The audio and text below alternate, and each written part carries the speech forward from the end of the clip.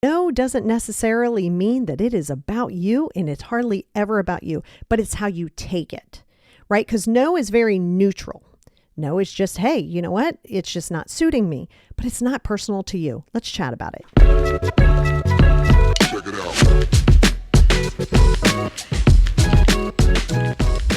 Hey, everybody, and welcome back to the Positivity Experience. It's your girl, Lori, and I am super duper excited to be here with you. I know we're getting closer. Well, we are in spooky season, but we're getting closer and closer to what you consider the spooky month, which is one of my favorite months.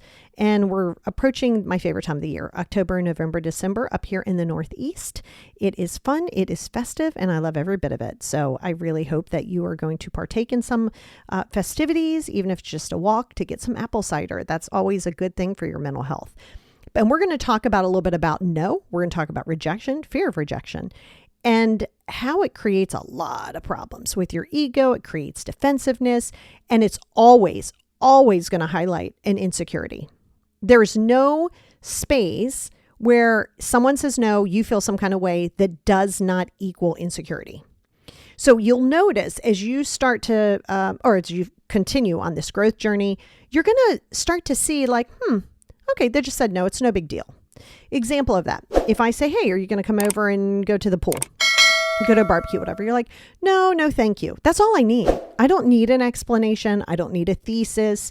I don't need you to go into all of the excuses as to why you're not coming. I don't care. The answer is no. I'm not taking it personal. Maybe you got something else going on. Maybe you just don't want to come. All of those things are very valid. I don't take that personally. So it comes into the fact that you start taking it personally.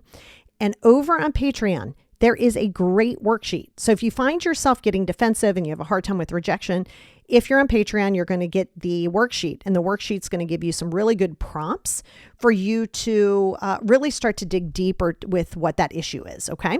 So if that's your jam, pop on over to Patreon at patreon.com/the positivity experience. So it's always good. There's always a worksheet over there, and it always complements whatever the topic is here this week.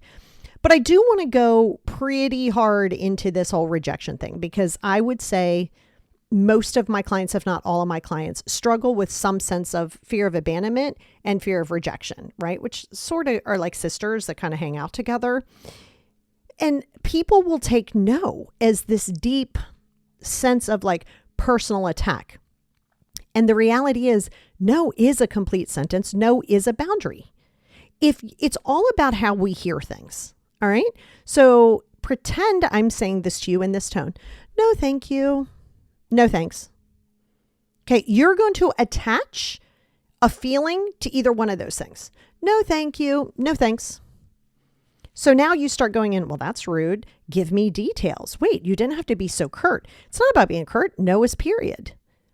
But why do you take that so personal? Because no is just a neutral word. And when people say no, it's real easy to interpret it as a reflection of worth or ability. It's not. Okay. Sometimes people are just not in alignment, or you go for a job and you thought you hit it out the park and you liked it and you thought you vibed with the people and they still said no, but it's not rejection.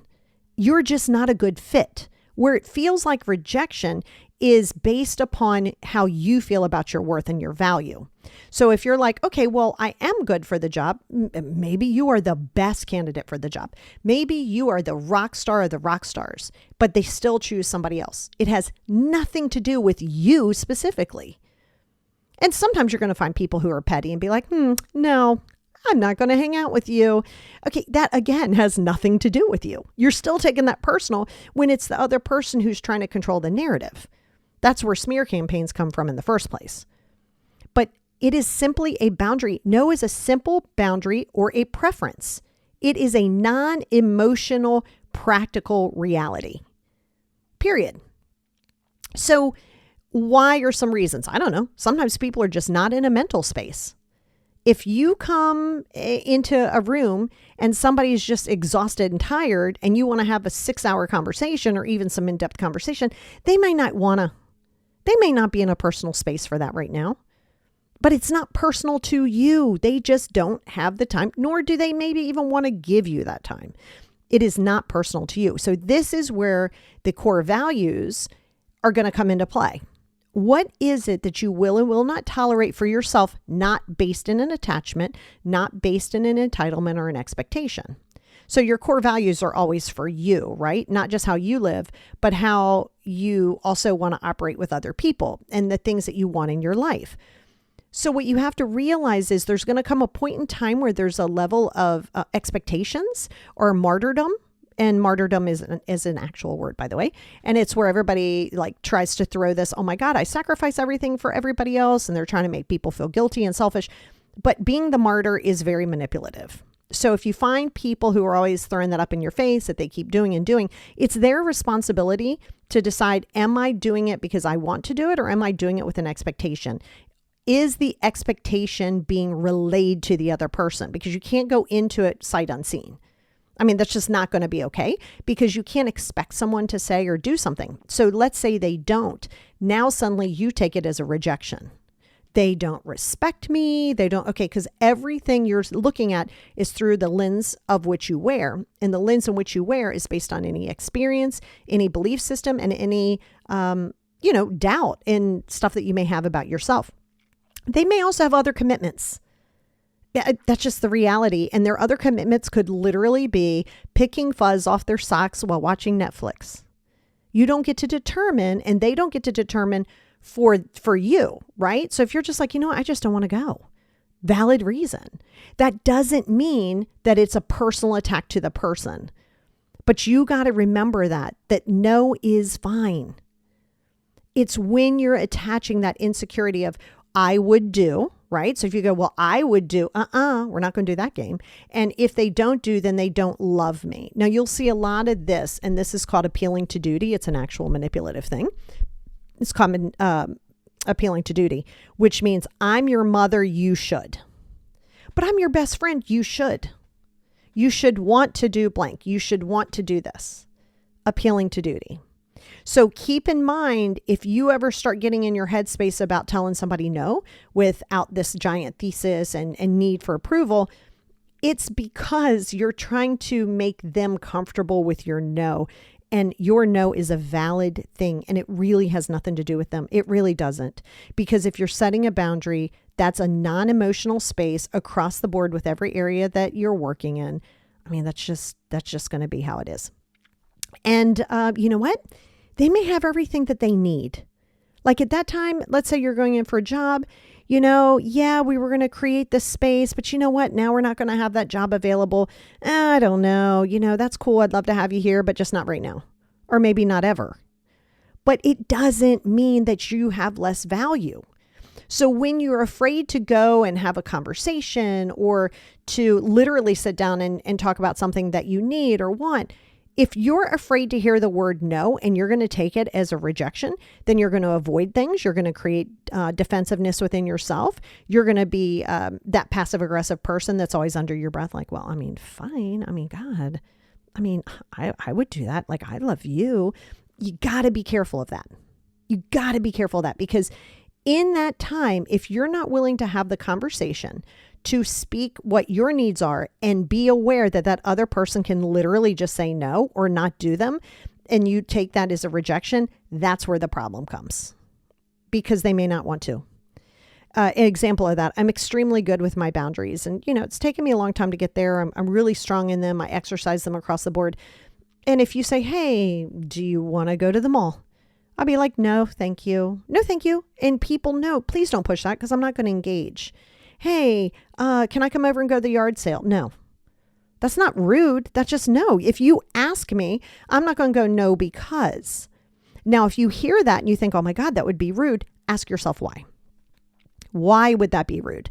Because if I tell you no, it really is not a personal attack against you. It's just, no, I either don't want to hang out with you, I have other things to do, but me not wanting to hang out with you doesn't mean that I don't love you or that you're not lovable outside of me.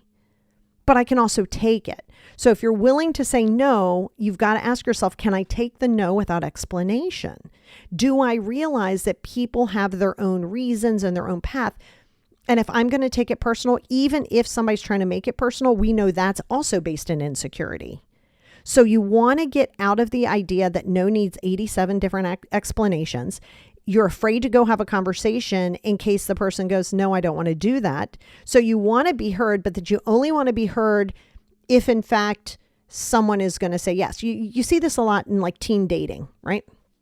Let's say it's a guy, whoever, somebody wants to go date somebody and they ask somebody out. They don't want to ask somebody out unless they know that person's going to say yes. I mean, you only have to be a teenager for that. You be an adult. But if you know I'm into you, right? And you know I'm into you and I'm like, I'm smiling, I'm doing all that stuff. You're going to be a little bit more confident that if you ask me out, I'm probably going to say yes. But if I'm just kind of like, I'm just kind of in my own space, being a little confident, doing my own thing, and you can't get a read on me, and you go, God, I want to ask her out. What if she says no? I might say no. Yes, that might happen. But that's always going to be something that you have to remember, that people have their own, autonomy. They have their own reasons. And just because somebody doesn't want to date you, or they don't want to hire you, or they don't want to have this long conversation, then just change things up. It is not a reflection of you. Stop making this a rejection. Now, we know there's reasons, and we're going to get to that in a minute. But a lot of that, by the way, is fear of abandonment, fear of being told no, fear of attaching your value to an external circumstance. You've got to stop thinking that you have value based upon how someone loves you. Because if you're looking for how someone loves you, you're looking for them to tell you how it is that you are supposed to be loved versus the other way around. The other way around is, listen, I kind of love me here. Like, I'm working on loving me. I'm working on liking me and loving me. And that means if I'm doing this, I know what I will and will not tolerate. So if you know what you will and will not tolerate, well, then you don't have to go out there and seek it. You build the ship, you're the ship, and then they will come. And maybe it's a long time from now. Maybe it's tomorrow. Maybe it's one person. Maybe it's 5 people. You don't know.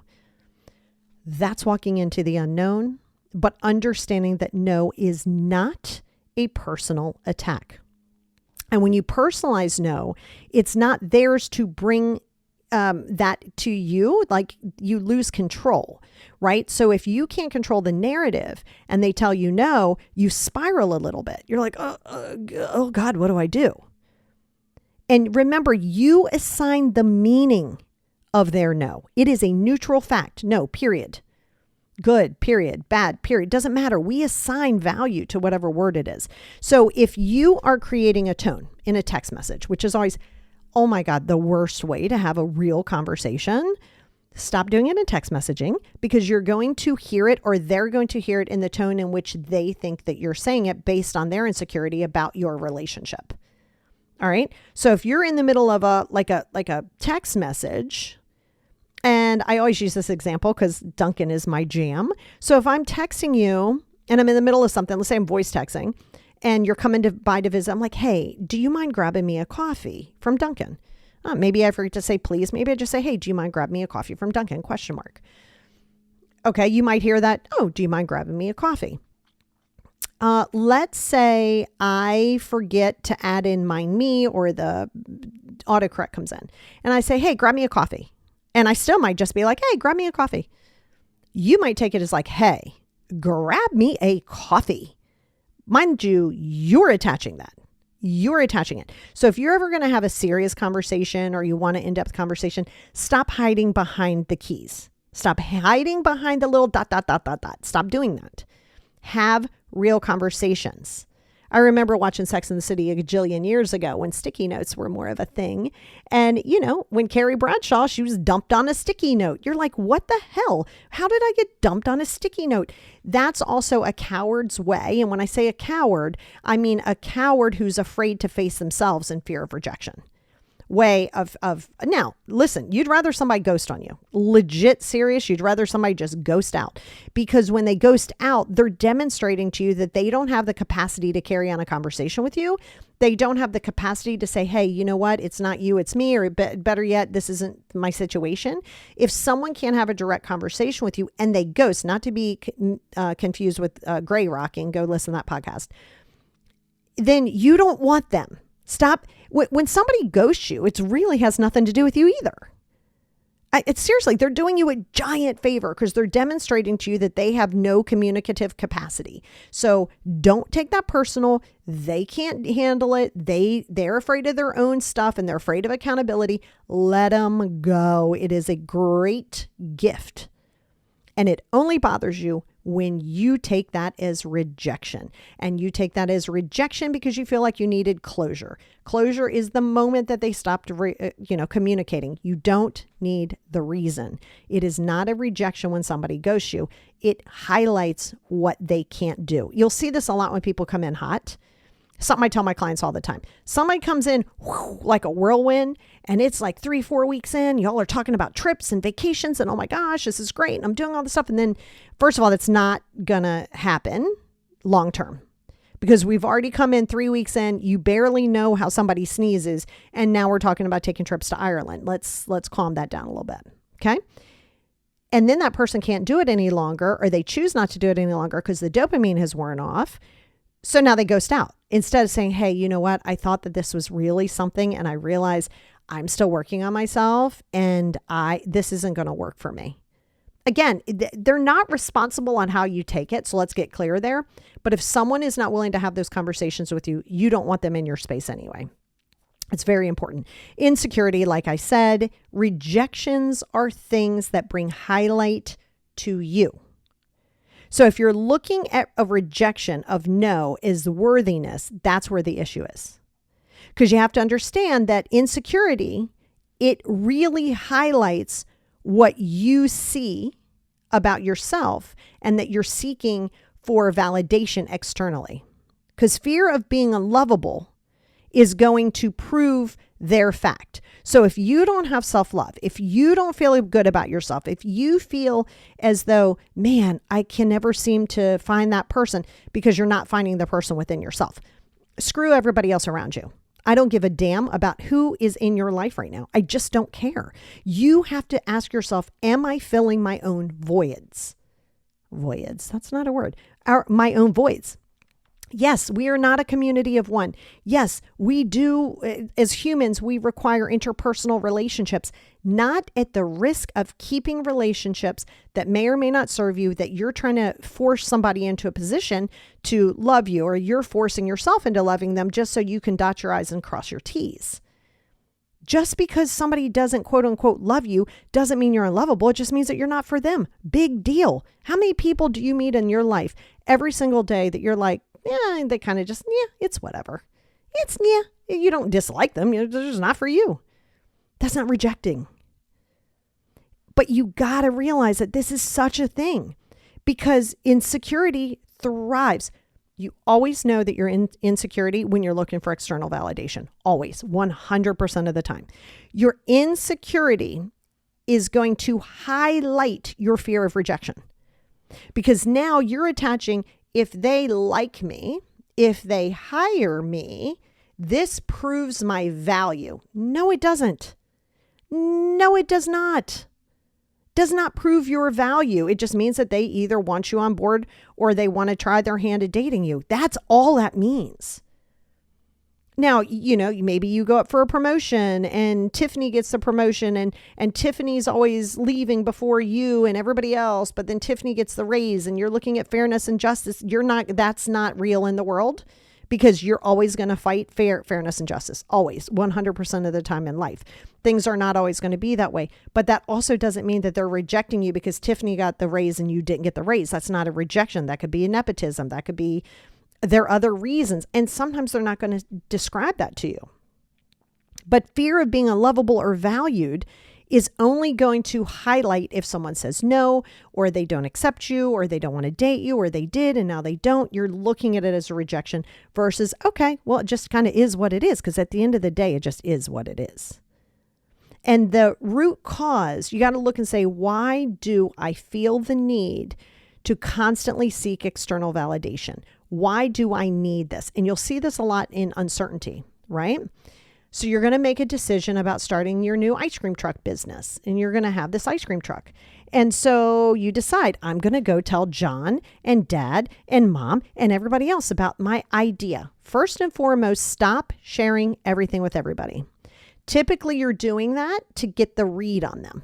Okay. You might be like, oh my God, I'm so excited. I want to share this. But then John says to you, oh God, do you really want to do that? Now, mind you, you haven't asked their opinion. If you ask and they give feedback, well, that's fine. You're not asking opinions. You're stating, this is what I'm doing. And now starts all the naysaying. Oh my God, do you really think that's, and you're like, well, I'm not quitting my job. This is just something I'm adding in. Like, just, yeah, but I mean, God, then you're not going to have time. Now they're going to start dissecting it. But because you're looking for their validation and their approval, you're like, oh God, like I really want to do this. But I mean, yeah, I guess. And again, you didn't ask them for their opinion. They're giving you unsolicited advice, not solicited advice. But because you're not confident, you're going to go based on their own insecurity and lack of confidence. This may be John who decides, I would never do that. That's like a waste of time. I ain't got that kind of time in my life. So he's projecting, go back to 2 weeks ago, the psychological projections. He's projecting why he wouldn't and why you shouldn't. No. That's not them rejecting your idea. That's them projecting their own doubt amongst you that they wouldn't do. So don't look at that as a personal slight or a personal attack. That's not where we are. It's just really important that you understand that, because I think that's a big thing too. Make your own decisions. It will always, 10,000% of the time, it will always work out 100% without a doubt. It just may not go the way you have it ideated in your head. That plan that you have, it may be disastrous, and that's a good thing, because then you take it, this is that mental reframe. If you're afraid of something becoming disastrous, then you'll never do it. You'll never, ever take a risk. There's no guarantees. There's no guarantee that that relationship's going to be the perfect relationship. There's no guarantee that that job was the job you wanted. There's no guarantee that that move was the right move. There's zero guarantee, period. So if you're waiting to make a decision on something that isn't going to feel like a rejection because somebody didn't validate it, and now you're taking that lack of validation as a rejection on how smart you are, or a rejection on, girl, you can't do this, because that's a rejection. That's a level of a rejection. So if you can't be willing, that's not even a good sentence. If you are not willing to try your hand and do what you want to do without throwing an idea and then feeling like that idea was rejected, if you're not willing to do that, you will not grow. You will stay stuck. You will stay in dead-end relationships. You will stay in dead-end jobs, and you will never, ever, ever take a risk. You will listen to 47 podcasts. You will read 86 books, and you'll go through 10, 15 years of therapy. But you're not accepting what it is. It is not a rejection.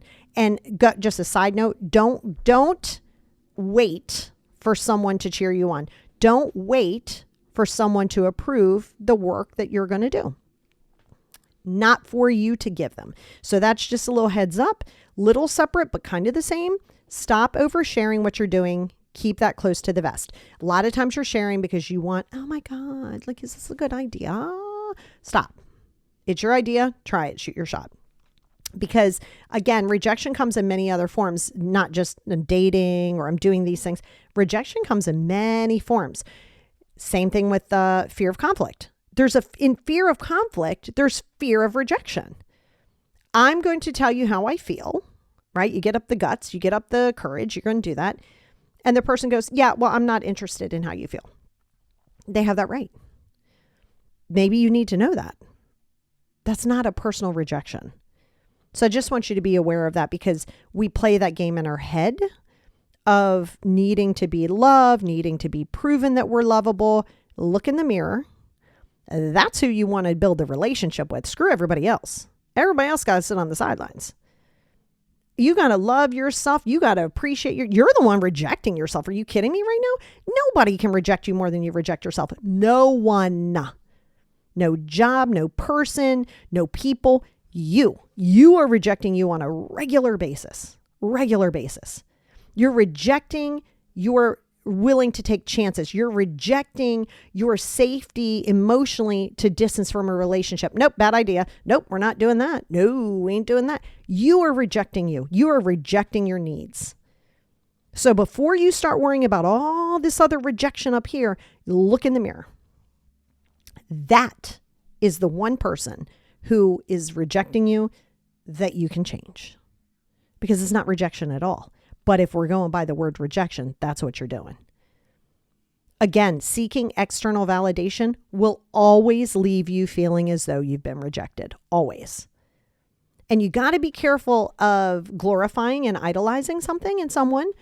Idolizing the job. This job makes me happy. Or chasing it. Oh, I'll be happy when. I'll be happy. Da, da, da. You got to stop doing that. Because if you're idealizing this idea of the person and you're giving them all this power and you're giving them all of these things, you're the one setting someone up on a pedestal that they didn't ask to be set on. And then when they get human and they like, in your mind, they fall off. They didn't fall off. They were always standing there. And it's something that you have to be extremely clear in, because if you're not only is it going to be problematic for you, it's going to be problematic for every relationship that you have thereafter. Now, ego. Let's talk about your ego. Ego, oh my God, is going to come into play on a regular basis. Your ego says, well, I don't want to be rejected. Wait, this is my self-image. So if I feel good about myself and I go talk to the boss and the boss goes, no, I'm not giving you a raise. Or if I shoot my shot with this person that I've liked for a long time and then they say, yeah, no. Oh my God, what? I don't want to have that conversation. Your ego goes, no. And go listen to the Ego Death series that I did on YouTube. And I think I'm even going to do something else over here on ego at some point. And I think I have, but I'm going to go into it again because somebody asked me to. Ego is all about protection of self-image. And I didn't say how you see yourself, how you project and how you want other people to see you. So the moment somebody tells you no, there's a little bit of like, oh, damn it, you dinged my ego a little bit. Because there's a level of control that isn't happening. And ego has no control over other people, so it tries to control the best that it possibly can. So instead of approaching something with actual communication, you're afraid of seeing it as rejection. It's rejecting this self-image in which you're projecting. Also, where you get defensive, oh my God, the ego is where your defensiveness lies. If you get defensive to prove something. How did this person reject me? Is this person doubting my capability? Is this person doubting? And again, how you take it is how you see it. So let's say someone says, I'm trying to think of something. Okay, I play pickleball. Okay. And we're going to go to a pickleball tournament. And you play pickleball. You like pickleball. I really like pickleball too. We somewhat like it equally. Who knows? I say I'm going to Vegas to go watch this pickleball tournament. And you're like, well, I could go. No, it's not because I'm not inviting you. I'm just saying I'm flying solo. I'm going to go watch this pickleball thing.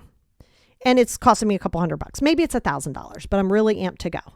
And then I go, you know what? Only like hardcore pickleball people want to come to this thing. Well, now you go, well, I like it. Okay. I never said you didn't. Right? So, but because you feel as though there might be a judgment of like, oh, well, this person said this sentence, and now they're thinking that I am not that person. Well, that's on them. Okay. And that's on you. So if you find yourself living in a defensive state where you have to be like, well, they better not be questioning my value, better not be questioning that. Know that that is your ego, and ego is rooted in insecurity when you're talking about the id and the superego, not the ego in the middle. The id is especially like that's your inner brat too. The id is a very interesting thing.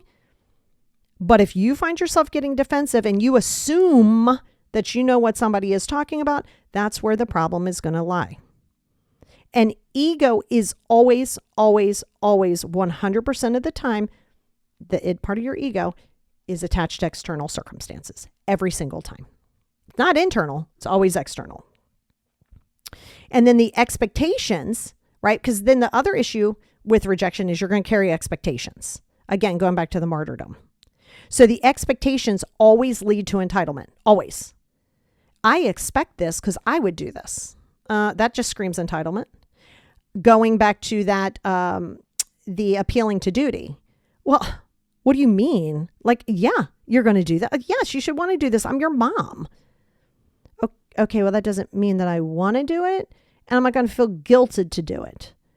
So your expectations that come from that fear of rejection, like do this so then I'll feel better, and then it doesn't happen, and now you're kind of all up in arms, but you feel like you're entitled to that. Oh my God, you'll see this a lot when people apologize. I don't know, you did something, you didn't do something, whatever. And you're like, hey man, I'm really sorry. Cool. Okay, no big deal. Like, love and light, I'm here. And then you start to change, or you're willing to change. And then you're like, hello, like I'm changing. Okay, good. I'm glad you're changing. I'm not entitled to do anything just because you are now changing. That's great. I love that for you. I want that for you. But you got to be careful, because then you'll say, well, I said I'm sorry, or I said I did this and I did that. Now there's this underlying thing of expectations and an underlying thing of I'm entitled to prove this to you. You can, but I'm not entitled to hear it. Always keep that in mind. You do not have to give in to other people's fear of rejection through expectations. That's going to lead them to entitlement. You do not have to do that. All right. And you're not entitled. They are not entitled to your love, time, or anything else. And neither are you. Entitlement is going to magnify rejection every single time. If you feel as though you're entitled, you're living an entitled life, and then something doesn't go accordingly, well, guess what? What? That's rejection. Ego goes, oh no, we don't get rejected around here. How dare they reject me after everything I've done? Oh my God. Like, it just goes, it's such a spider web. And then you do this unconscious scripting. How it should play out. You see this a lot, storylining, how it should play out. Expecting someone to reciprocate without you giving them that opportunity by saying, hey, no problem. I'd be happy to help out. I am going to need a little help, or, I might need help in the garden. Let's do a swatch. Like, what I mean? Like, hey, I'll do this. Just, hey, I'm going to ask you for a favor in the future. Stop thinking that just because you keep giving and giving and giving and giving, that person has to keep giving back or not taking. Stop giving. At that point, if you feel as though you're entitled because you did something for somebody, if you're holding that and you haven't established it, do not do that thing in your head like, well, that's human decency. I would do that. Don't do that. Not everybody is going to have that same thought. And that's okay. Just level set it. And then if you find that you tend to be giving more, or it seems problematic for you, then stop doing it. Stop waiting for that other person, because that's going to go like really into a whole different like area that is not going to serve you at all. Because when you're doing that, it's not even doing the favor, honestly. It's the receiving or the expectations of the feelings in return. I feel this way. You should feel this way. If you don't feel this way, I'm rejected. If you don't do this favor for me that I did, I'm rejected. No. Just because somebody's not returning the favor doesn't mean that they're rejecting you. It just means that maybe you want to look and say, okay, what were my expectations? Were my expectations true, or were my expectations a little manipulative? Got to do the research there. But also remember that somebody doesn't have to feel as you feel. Someone does not have to give you because they give. Because you give, right? You know what I'm saying. And it's understanding that. That's where ego and expectations come into play. You're not wrong for how you feel, but feelings and thoughts are not facts. They will never be facts. You're not wrong. You're not wrong. And you're not rejected just because somebody else doesn't want the same thing. Just because somebody doesn't feel about you the same way. I promise you, you are not rejected. It is what it is. Feel your feelings, but don't attach a rejection or a self-worth to somebody else's actions. Do not attach who you are to somebody else's actions. And you have to understand, going back to the defensiveness, that's avoidance. When you're defensive, you're avoiding checking yourself as to what's making you feel defensive. So a lot of this is going to be back to introspective work. And we're going to talk about that over on the Patreon. I'm going to go through the worksheet for the week. But really get honest with yourself. Are you attaching your value and your self-worth to how somebody else sees you? Or, I'm sorry, how you think they see you? Because very often when they tell you no, it has nothing to do with, oh man, this person sucks. It just means, no, I don't want to. So this is a highlighted area. If you find yourself feeling rejected or a fear of having a conversation or a fear of taking a risk or anything like that, let's check inside.